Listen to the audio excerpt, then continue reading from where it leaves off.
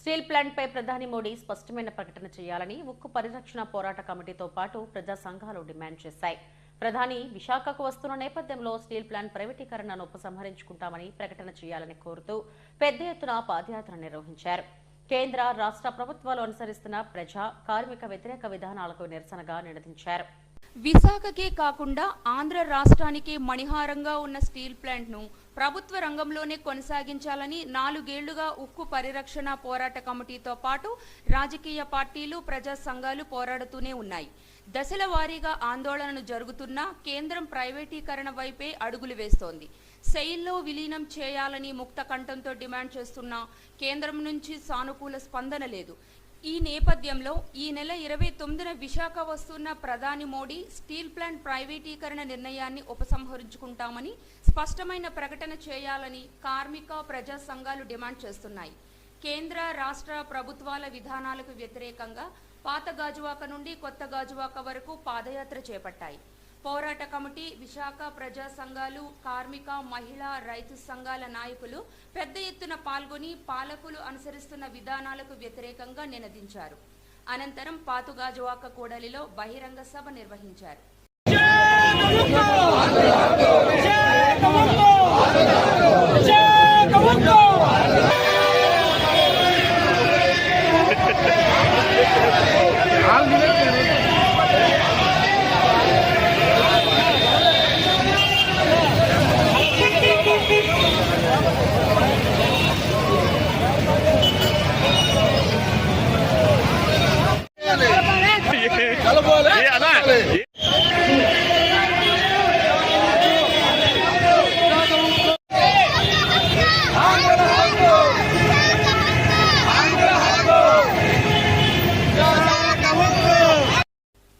దేశాన్ని కబళిస్తున్న కార్పొరేట్ శక్తులకు వ్యతిరేకంగా ఐక్య పోరాటాలు మరింత ఉధృతం చేయాలని సిఐటియు ప్రధాన కార్యదర్శి నరసింగరావు పిలుపునిచ్చారు.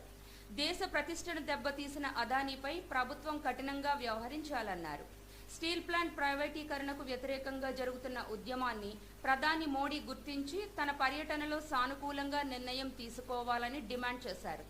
రాష్ట్ర ప్రభుత్వ పెద్దలు కేంద్రంపై ఒత్తిడి తేవాలని పోరాట కమిటీ నేతలు అయోధ్యారాం, మంత్రి రాజశేఖర్, నీరుకొండ రామచంద్రరావులు డిమాండ్ చేశారు. 4 లేబర్ కోడ్లు రద్దు చేయాలని దేశవ్యాప్తంగా కేంద్ర ప్రభుత్వ విధానాలకు వ్యతిరేకంగా పోరాటం సాగుతా ఉంది. విశాఖ స్టీల్ ప్లాంట్ లో 4 సంవత్సరాల నుంచి పోరాటం జరుగుతుంది.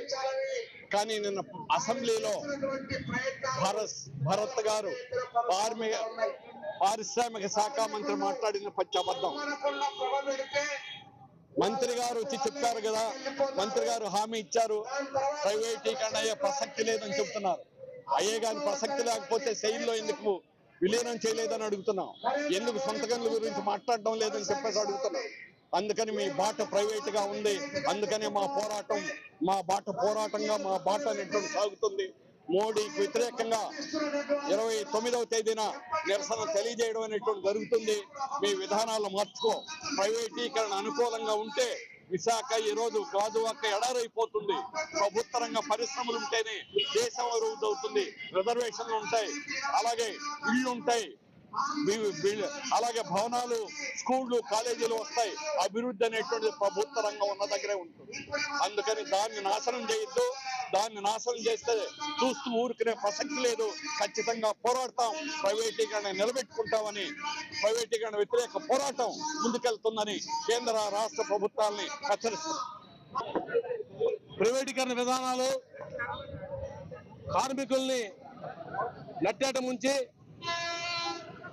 లేబర్ కోడ్లు తీసుకొచ్చి కనీస హక్కులు లేకుండా చేస్తున్న విధానం వ్యతిరేకంగా, రైతాంగానికి గిట్టుబాటు ధర లేకుండా మల్టీనేషనల్ కంపెనీలు వ్యవసాయంలో తీసుకొచ్చేదానికి వ్యతిరేకంగా కనీసం ఎరువులు కూడా ఉత్పత్తి చేసి రైతాంగానికి ఇవ్వలేని పరిస్థితులు ఈ ప్రభుత్వాలు ఉన్నాయి.